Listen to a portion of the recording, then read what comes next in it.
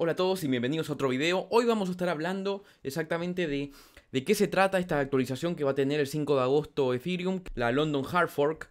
Es un video que lo voy a hacer breve para explicar bien puntual lo que implica esta actualización. Y vamos a hacer un repaso de la predicción de precio que estamos haciendo de Ethereum últimamente. Así que para eso vamos a ver los gráficos al final, a ver si se cumplió nuestra predicción o no y cómo se podía comprobar, concretar un buen trade dentro de Ethereum y los puntos de compra que habíamos indicado.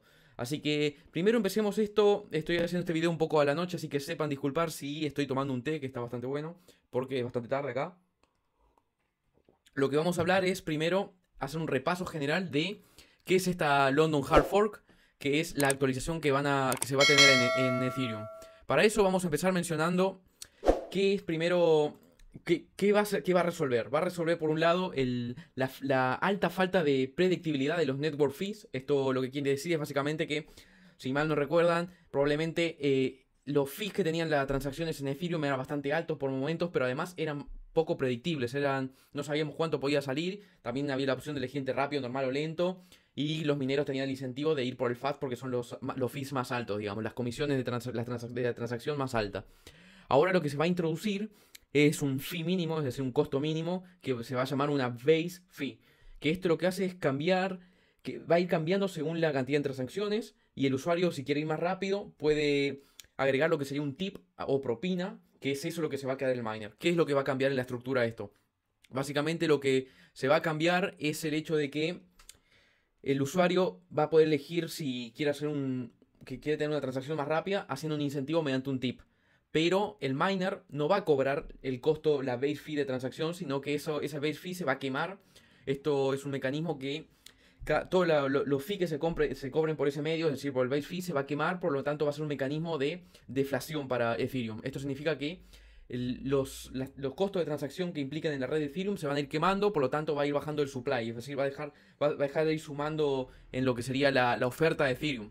Esto se puede ver acá con una simulación que se los quería mostrar, que está bastante interesante, que implica cuánto va a ser la reducción neta si se hubiera aplicado esta reducción, esta quema de tokens en los últimos 365 días. Y sería una reducción neta de la oferta o sea, del crecimiento de la oferta de Ethereum en ese periodo del 76%. Así que es una reducción bastante importante.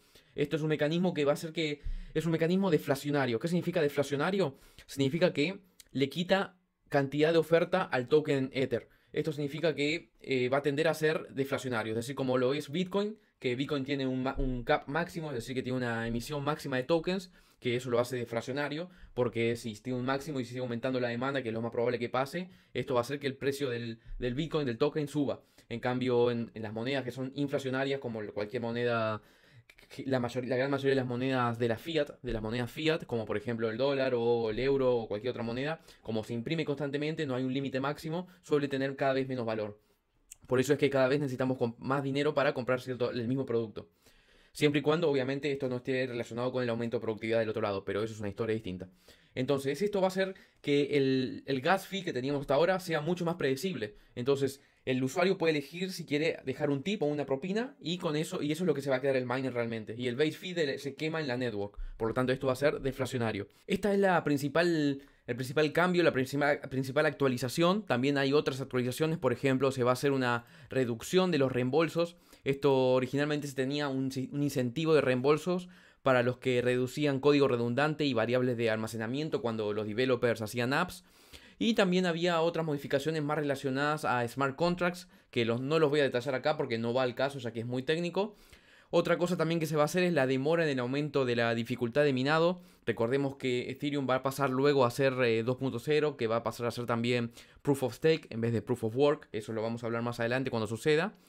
Y por último, también lo que se va a hacer es permitir a los client computers de Ethereum que tengan el valor actualizado de la base fee mencionada, que la base fee que habíamos mencionado que iba a ser el costo mínimo por transacción, para que los smart contracts y los dApps, las apps descentralizadas, tengan el base fee inmediatamente, es decir, el valor del base fee inmediatamente. La idea de esto es para mejorar el servicio de dApps y smart contracts. Así que esas son las principales actualizaciones. Hay algunas actualizaciones un poco más de orden técnico, más profundo, que no los voy a detallar acá porque no van al caso.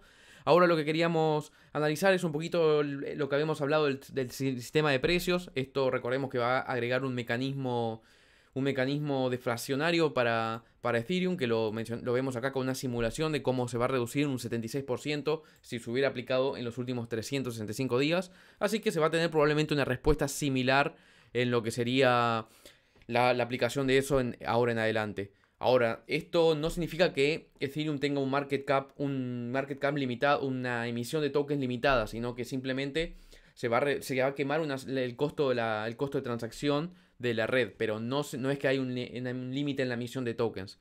Ahora, pasemos a ver un poquito el gráfico de lo que habíamos hablado la última vez. Habíamos hecho este gráfico y habíamos dejado las marcas para que podamos analizarlo.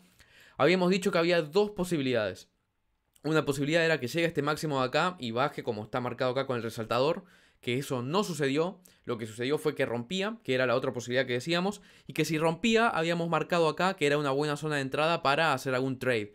¿Por qué? Porque rompía el máximo y tenía que buscar otra nueva resistencia antes de cambiar de movimiento. Entonces, una entrada acá en esta zona que habíamos marcado podría haber sido un trade bastante interesante. Por ejemplo, supongamos que hubiéramos entrado muy bien, o seamos justos. Supongamos que hubiéramos entrado en esta zona, que sería el punto medio del círculo que marqué. Era un trade de 7% en más o menos 4 días. Nada mal. Hay que ver ahora a qué punto llega. Hay dos opciones acá. O empieza a bajar porque ya llegó a una resistencia que la vemos acá, bastante clarita, que es una resistencia de varios días, donde ya tuvo una caída acá donde había tocado. O puede llegar a seguir hasta encontrar la extensión de este canal. No creo que suceda eso. Pero justamente también esa extensión del canal concuerda con esta resistencia de acá, que era la otra resistencia anterior que la tocó un par de veces. Acá tenemos dos líneas. Ahora la cuestión es si cae, cuánto cae. Esto, si llega a caer, vemos que tenemos por lo menos hasta el próximo soporte, que fue la que ahora se convirtió en soporte, antes era una resistencia. Es esta línea de acá. Tenemos una caída importante si es que llega a caer. Yo no operaría ahora a esta altura. Era una buena zona de entrada acá donde habíamos marcado, que era clarito que si rompía este máximo iba a seguir para arriba. Ahora esperaría a ver qué pasa. Vamos a ver qué pasa con la actualización también. Ahora está un poco indeterminado qué hacer. Yo particularmente no voy a hacer ningún trade nuevo acá. Cada uno obviamente hace lo que quiere y cada uno tiene que hacer su propia investigación antes de hacer cualquier inversión en activo o criptomonedas.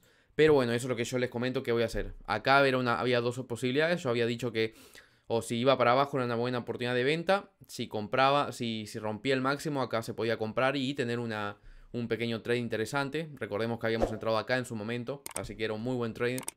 Así que nada, quería mencionarles esto para que lo tengan en cuenta, hacerles los comentarios de la actualización del London Hard Fork de Ethereum. Y esperemos a ver qué pasa en los próximos días para saber cómo continuar con los trades de Bitcoin, Ethereum y ADA. Espero que les haya gustado esta actualización y nos vemos en el próximo video.